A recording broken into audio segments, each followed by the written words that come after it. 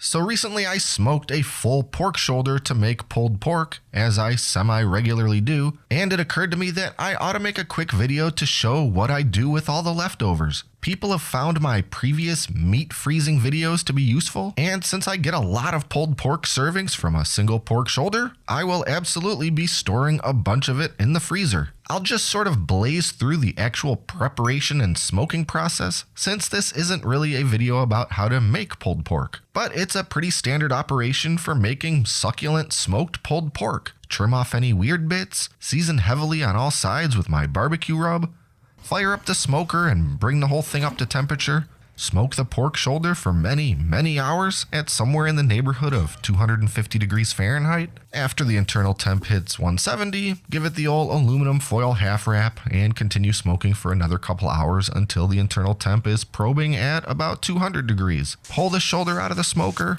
wrap it up tightly with some more foil, and let it rest for an hour or so. And when it's finally ready, manhandle and pull it apart, shredding the meat. Mix in a bit of my homemade barbecue sauce, a little more spice rub, and whatever drippings are still in that aluminum foil.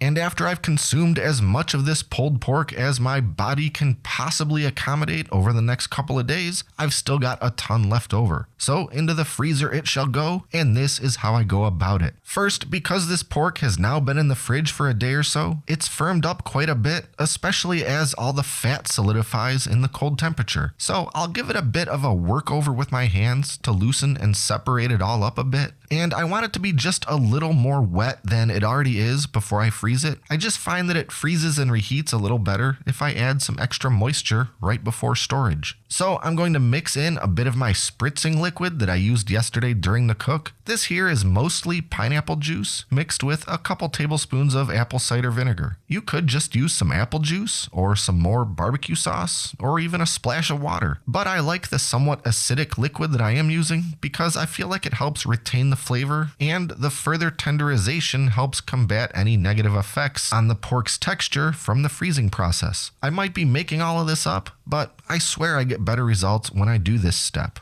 Anyway, at this point, there are two ways I like to package up my pulled pork for freezer storage. First, for pretty short term, like up to a couple weeks or so, I'll use these plastic deli containers. They freeze fine, but the meat inside is at risk for freezer burn after some time. There's still some air inside the container, which isn't great for longer term. These containers are very convenient though, and very reusable. I just fill them up, put on the lid, and throw them in the freezer. When I want to eat the pork, I'll just thaw the whole container out in the fridge for about a day, and it's ready to reheat.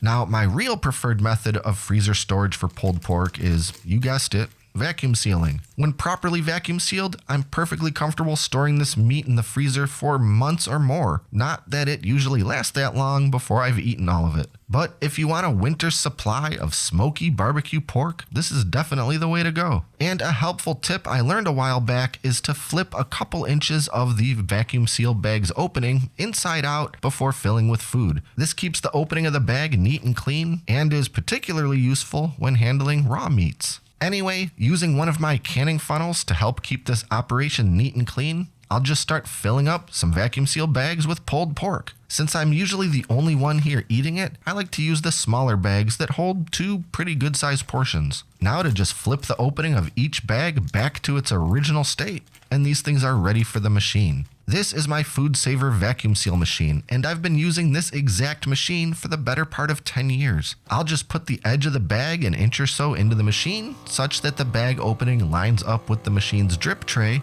close and lock the lid, and hit the button. The machine sucks all the air out of the bag, and then automatically heat seals it closed.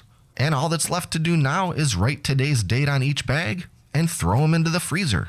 And when it's time to thaw out a bag and have it for dinner, I just have to thaw it in the fridge for about a day. And there are two super easy ways I like to reheat the pulled pork. The first way is pretty obvious, and that's to just microwave it. It doesn't get much simpler than microwaving, but sometimes it tends to get a little dried out and chewy doing it that way. The second method that I think works very well is to throw the whole thawed out but still sealed bag of pork into a pot of simmering water. I'm not trying to boil it to death, just heat it through. The closed bag retains all the moisture that was in there the day I sealed it up, and I always think using, quote, real heat with foods like this rather than microwave oven heat always comes out better because the fats seem to render and melt back down really well, pretty close to how they were before freezing. Anyway, after simmering for a few minutes, just carefully cut open the bag and serve. So that's about it. Freezing pulled pork is a pretty straightforward process and keeps very well for a long time if stored correctly with vacuum sealing. Check out the video description below if you'd like to see the vacuum sealer and bags that I use, as well as some of the other things used in this video. And be sure to like and subscribe to stay up to date with all our latest stuff, including future food preservation videos. Thanks for watching, and until next time, I'm John, and this is Great Lakes Country.